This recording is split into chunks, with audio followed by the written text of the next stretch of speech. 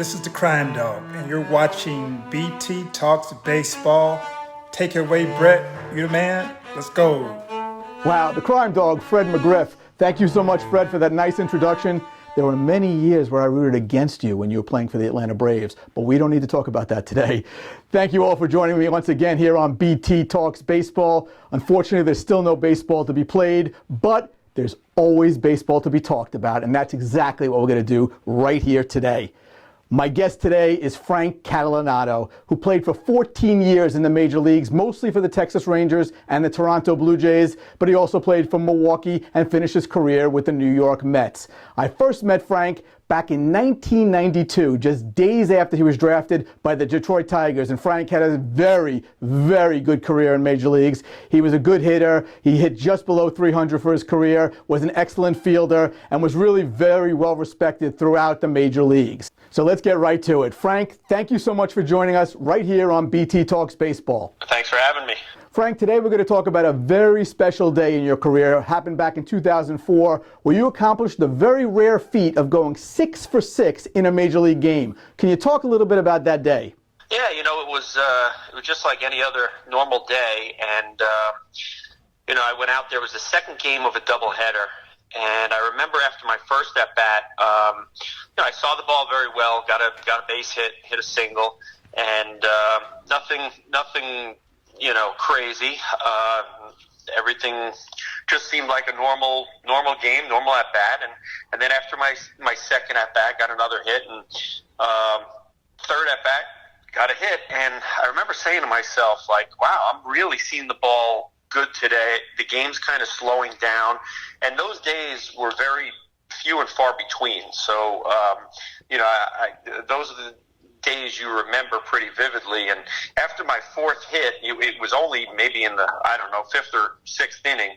I remember Vernon Wells said to me, he goes, "Cat, you might get 6 at-bats today. You have a chance to get 6 hits. And I said, listen, I don't know how many at-bats I'm going to get today, but however many at-bats I get today, that's how many hits I'm going to get today, because I am seeing the ball good. It looked like a beach ball coming in, and that's how confident I was with each, after, like I said, after the third hit, I got so confident, and luckily I was able to get 6 at-bats and be able to get that Blue Jay record." How does it feel to hold that record? Well, it's great because I can always open up the Blue Jays program or their record books and look and see my name in there, and it's something that's tough to do. So I'm happy that I'll always be, for the time being, in that record book for the Blue Jays. Do you have anything from that day, any piece of memorabilia that can remind you of that accomplishment? I do. I do. I'm in my office right now, and I'm looking at it right now. The baseball from that game after the 6th hit, they gave it to me.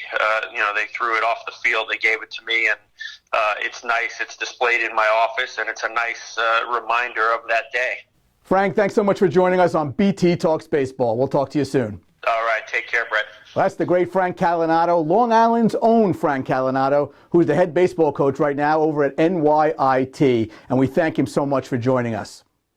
Well, that'll bring us to our next segment, and you all know what segment this is. Waiting for Perlman. It's a segment where we're all waiting for Itzhak Perlman to come on to BT Talks Baseball to talk about his love of baseball and specifically his love of the New York Mets. Itzhak Perlman has loved baseball since way back in 1960. He's quoted as saying he remembers when Bill Mazeroski hit that very famous home run against the New York Yankees. And then he became a New York Mets fan years later when he met his wife, Toby. Well, we continue to wait for Itzhak, and we are waiting patiently. One of the things I also know about Itzhak Perlman is his love for cooking. And somebody once told me that he loves the sound of onions sauteing in a frying pan. So Itzhak, this is for you.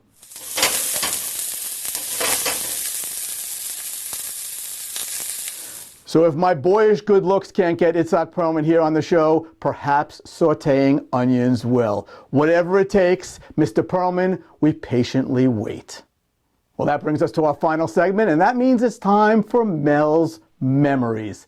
Dad, how are you doing today? I'm great, thanks. Okay, what do you got for us today? Okay, My mother, who was a widow, was going out with this man, and he said he was going to take me to Yankee Stadium to a game. So he took me to a game at Yankee Stadium, but we never sat down because he was at the phone booth at the back of the Yankee Stadium talking to his bookie all day. All I know is I didn't see any of the game. I didn't know they were playing the Baltimore Orioles. Well, Dad, thank you so much. And we might want to question your mother's taste in men, but since it happened about 70 years ago, I think we can let it slide for now. Anyway, say hi to Mom. I love you. Okay, love you, Brett. Well, that'll do it for another episode of BT Talks Baseball. Thank you so much for joining us. I want to thank my guest, Frank Catalanotto. Next week, I'll be joined by award-winning author and former PR director of the New York Yankees, Marty Appel, who's going to share with us the story of the day the New York Yankees almost blew up Shea Stadium. Can't wait to have that conversation. Until then, I'm going to leave you once again with the immortal words of Mr. Tug McGraw, you gotta believe. Thanks so much, everybody. We'll see you next week.